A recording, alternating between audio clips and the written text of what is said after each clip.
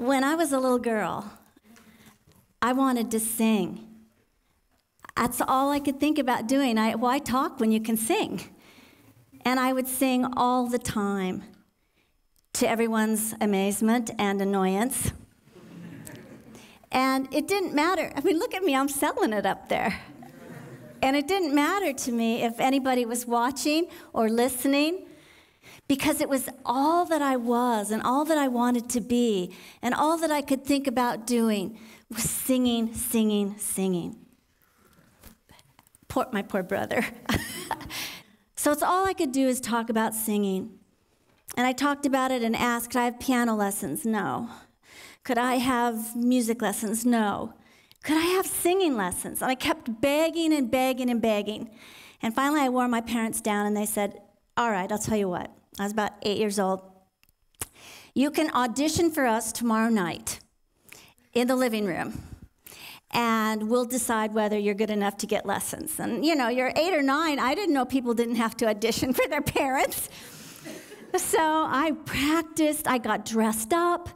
I went into the living room the next night, and both my parents were sitting on a couch with a clipboard and a scotch and water on ice. And my dad said, welcome to the audition. What will you be singing this evening? And I said, well, I'll be doing a very popular top 40 number called Sunny. Sunny, yesterday my life was filled with rain, and I am just going for it. And about halfway through the song, my father goes, whoa, whoa, whoa, whoa, whoa, you can stop now. And he said, do you have another number? I only practiced this one. He goes, yeah, but do you know another song? I know the Trogs. And he goes, okay, go, please sing that for us. So I did. I feel it in my fingers. Do you guys know this one? I feel it in my toes. Let me hear you sing with me. Your love is all around me. And so the feeling, girl. Okay, stop right there. That's what my dad said. And he said, we'll let you know in the morning.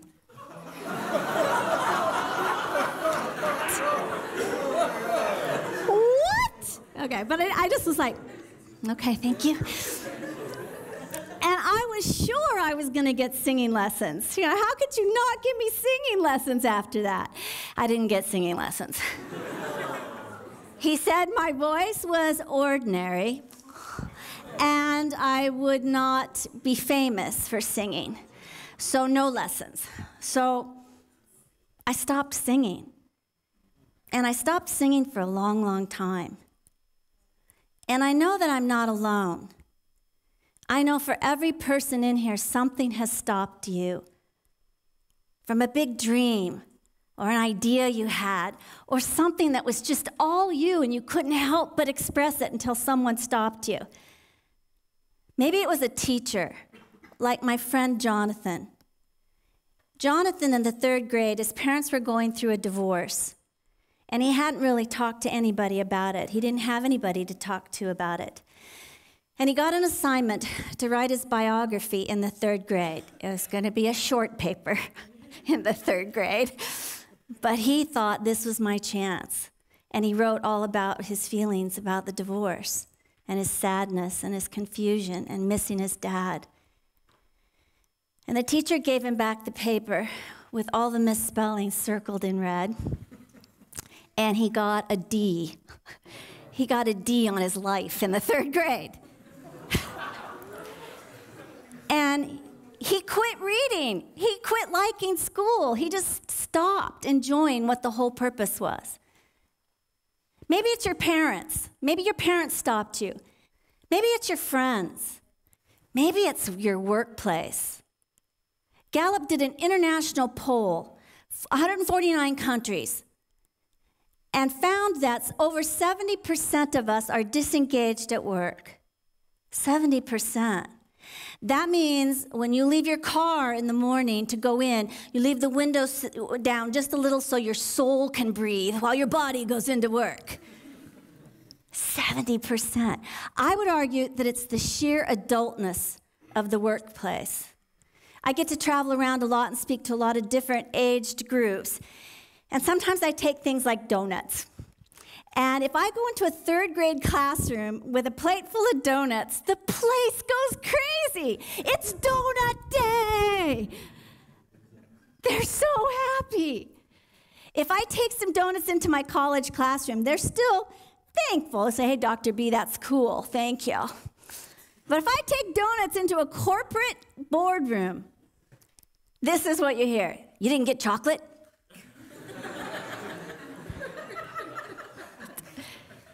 We don't inherit fear. We don't inherit boredom and passivity. We are socialized toward them. We accept them. We fall in line like a bunch of lemmings, as that's the kind of behavior that we're supposed to do as an adult, as a grown-up, as someone of aged numbers of years. But how sad is that? I'm here to tell you that I think we all need to tap into what famous paleontologist Stephen Jay Gould called the most important science known to man, but the least understood: neoteny. Rather than tell you the whole long, description of what it is, paleomorphic and here's the best example I have ever seen of neoteny. Here you go. Oh my, look at that. I know. It makes a good one. Oh my, no, yeah. Oh my. She's 103. Oh, honestly. And listen to her last words. Oh, it's kind of fun to play in the snow. Kind of fun to play in the snow. Neoteny is the maintaining of childlike qualities throughout our entire lives. It's what we inherit on the day we're born. All the singing, dancing, joy, love, the things that make us inextricably and so fantastically human. They're just given to us. It doesn't help you to get cosmetic surgery. You're not going to stay young by buying a red sports car, or even having a cocktail. The way that you stay young is like this group of old men in 1981 went to a home that had been transferred to 20 years prior in their life. So they're 70 years old, they pull up in a van, some of them are in walkers, some of them with canes, they're all arthritic. They're going to stay there for 5 days, and inside this house, everything is like 20 years prior. The magazines, the music, the television shows, the food, the clothing. This was a brilliant experiment by Harvard psychologist Ellen Langer. Before these guys went into this house, they measured the biomarkers that they could measure at that time.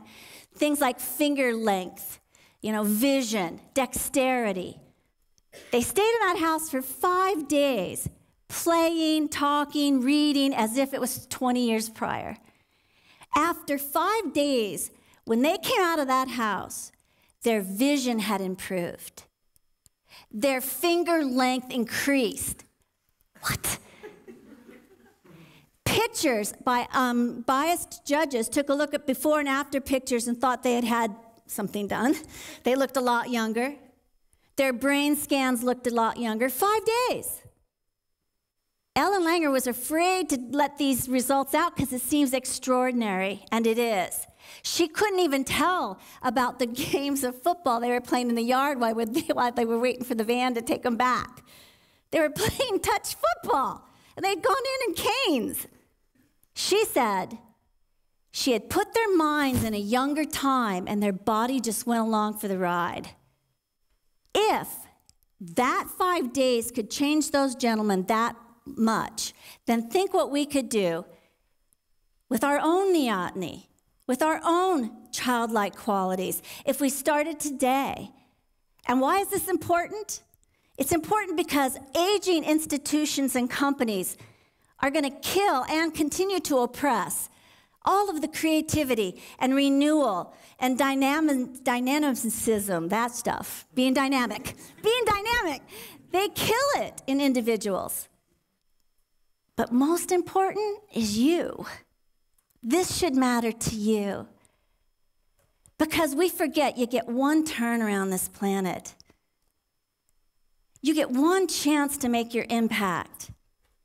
One chance to be the biggest, best person that you can be. I took a friend of mine shopping one time, and she had terminal cancer, and I was trying on a dress, and I said, does this dress make me look a little dowdy or something? And she said, Rhonda, you don't have that kind of time. And none of us do. What fabulous idea have you been keeping inside? What problem could your Neoteny solve? What company could you create? Where do you think all the wild, woolly ideas that change the world come from? Fluid, self-renewing, neotenous people, that's who. And that can be you. So what I'd like to suggest today is that we begin to define old in a different way. Oh, your outlook, the lens at which you look at life.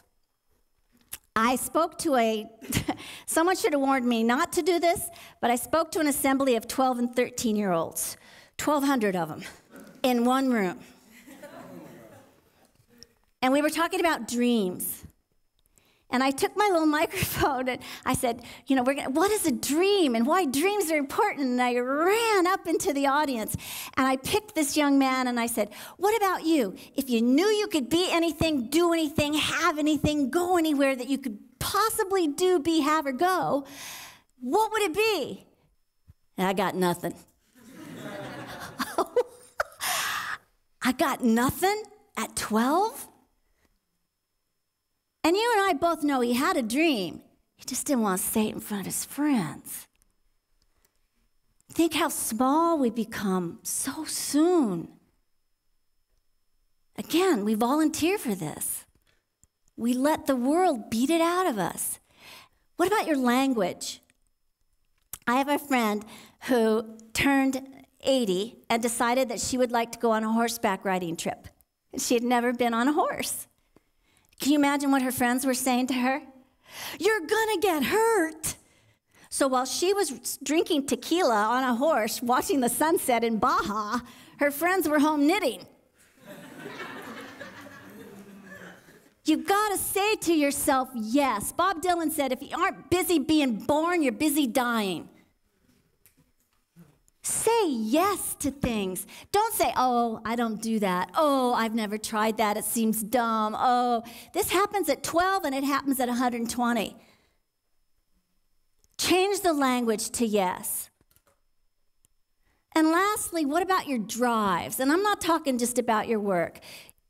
Lucky you if you can't wait to get up in the morning to go to work. You've created that. And it's the way you explain it to yourself, and it's all that good. Yay. But if you don't, what other drives might you have? What other ways can you find to make yourself want to get out of bed in the morning and go, I'm back? Because they're out there. Side hustles, doing good for other people. I started a nonprofit, and Dream Makers makes dreams come true for adults 18 and older, who for any number of reasons could not make a dream come true before they're given a terminal diagnosis. So we've made 22 dreams come true so far.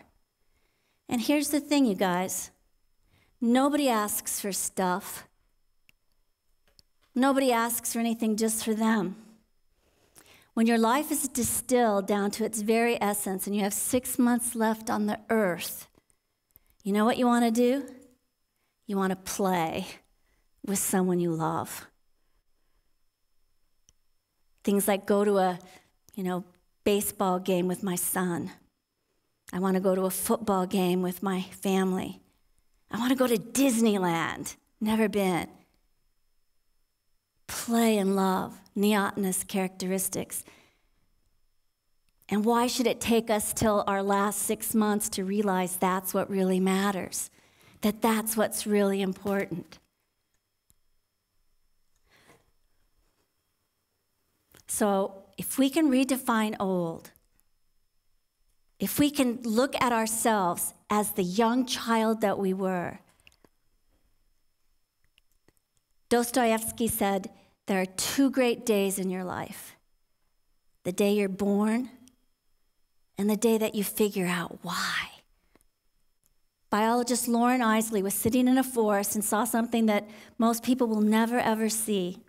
He had been on a long hike. He sat down and was looking out at this big meadow, and he saw crows, just tons of crows coming in and robbing all the nests of the sparrows, taking their eggs.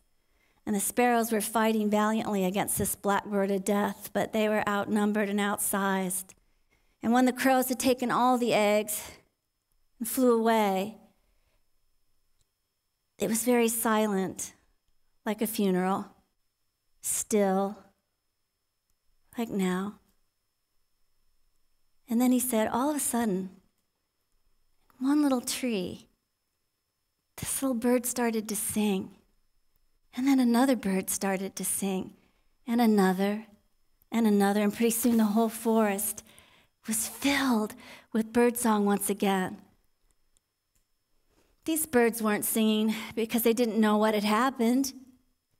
They weren't singing because they weren't sad and mournful, but they were singing because that's what birds are born to do.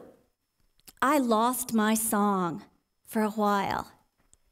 I am here to remind you that you are born to die young as late as possible, that you have inherited all the childlike qualities that make life worth living, and that you can access them and should access them at any time, at all times.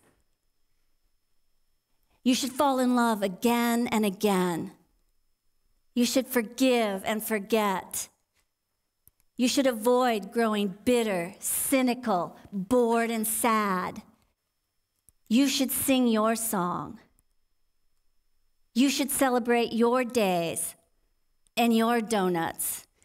And like my friend's dad, you have either your child you're actually carrying this, he's 93, carrying his great-grandson on a playground in Rio de Janeiro. You have a child like that on you, in you, with you all the time. So when you get a chance, I hope you stand up, take aim, and throw your snowball.